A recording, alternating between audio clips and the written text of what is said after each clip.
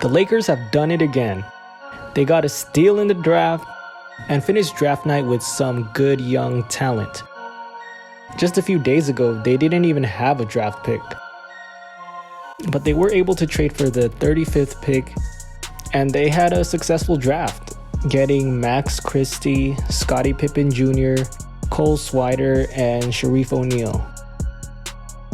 Let's go over what these guys can bring to the Lakers and why this particular group is exciting. Let's start off with their actual draft pick, Max Christie. Be honest, you had no idea who this was until draft night.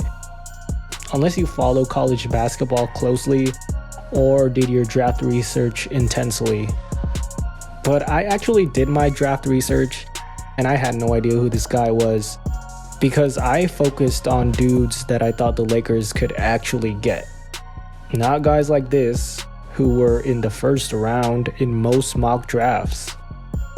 He didn't think he was going to go the second round because he actually attended the draft. Most second round guys just stay at home and get notified by phone. But there he was, shaking the commissioner's hand, or actually deputy commissioner. But the Lakers didn't expect to be able to get him because they didn't even bring him in for a workout. So this was an absolute steal. He was definitely drafted for his potential and upside. He's 19, coming off his freshman year. I don't think you can play him right away or give him a lot of minutes.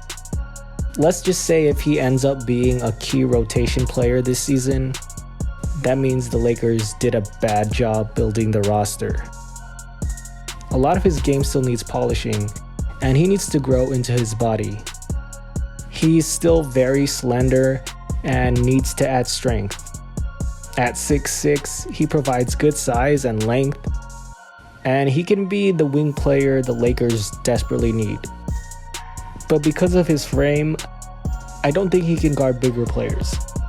But he could potentially guard 1 to 3. So he'll be more of a 2-3 wing rather than a 3-4, which is the Lakers' most jarring need. But I think they addressed that with their other draft night pickups. And ideally, you'll fill that need in free agency. But back to Christie. Oh gosh, I hope he's not related to Doug Christie. That would be a major buzzkill. But anyway, he has potential as a perimeter wing defender. He's pretty quick on his feet and showed his ability to stay in front of his man. He's also a solid athlete, and he showed his ability to block shots. He also has potential as a scorer with a variety of tools in his arsenal. He has a solid mid-range game, being able to shoot off the dribble. He has a floater. Now his three-point percentage isn't great. He averaged 32% from deep, but that's not really reflective of his shot. He has good form, good mechanics, which is what NBA teams are looking for and are able to develop. With only 1 year in college and a short season, that's not a big enough sample size to determine his worth as a shooter. But overall, a great pick for the Lakers, and if he reaches his potential, he could be a solid two-way player. Now let's go over the undrafted players the Lakers were able to acquire. Scotty Pippen Jr. The Lakers signed him to a two-way deal. Obviously, his father is an NBA legend, so it's natural to compare the two, but I think they have completely different games. Well, for one, Junior is a small guard.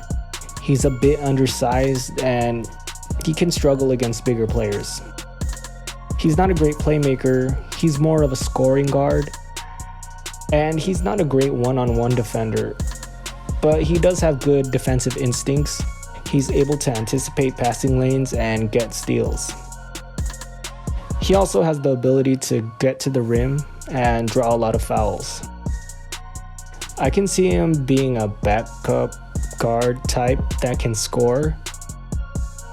Probably a bargain Jalen Brunson.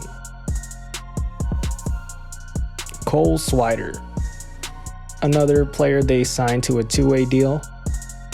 Now, the Lakers must have been very intrigued by this guy because he was the only person that was brought in for a second workout.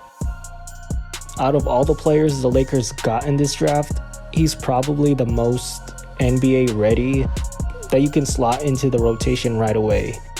He's coming off of his senior year, 23 years old.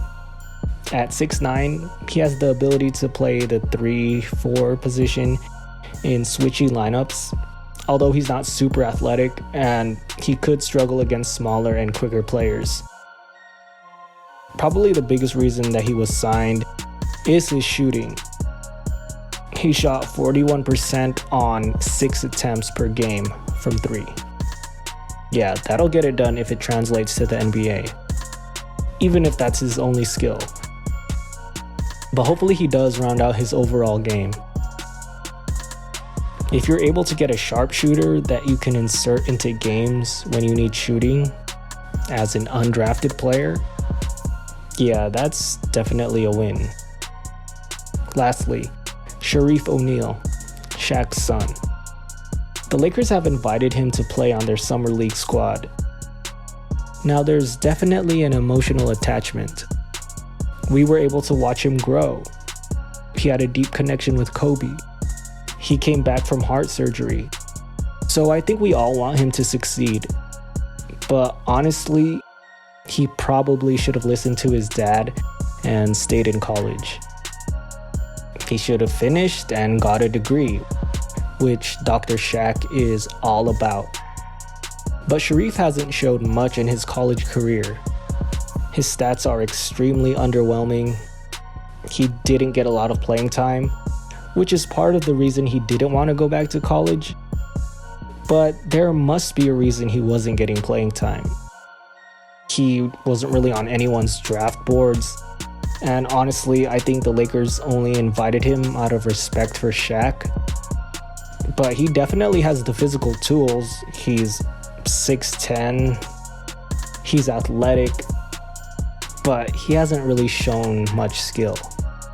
Hopefully he proves people wrong and his O'Neal genes come through.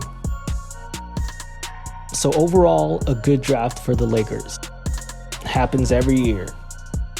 I have a list of players I think the Lakers should draft, and then they take completely different people, totally outside of my radar, and they turn out to be great picks. So I learned a while ago to just trust the Lakers and their picks. Their track record speaks for itself. So I'm sure this group of guys will turn out to be solid NBA players.